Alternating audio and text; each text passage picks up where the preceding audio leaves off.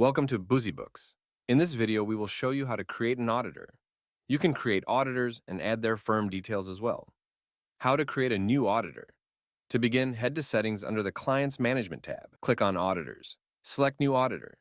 Enter the necessary details including auditor name, membership number, mobile,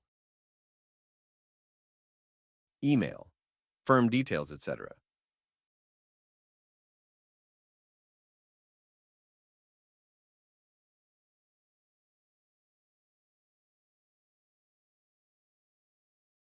Now to save the auditor, click on Save. How to edit or delete an auditor. Now to edit the auditor, choose the auditor that you want to edit. Click on the Edit icon.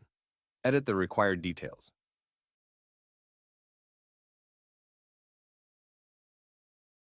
Click on Save. To delete the auditor, click on the Delete icon. And you are done. Thank you for watching.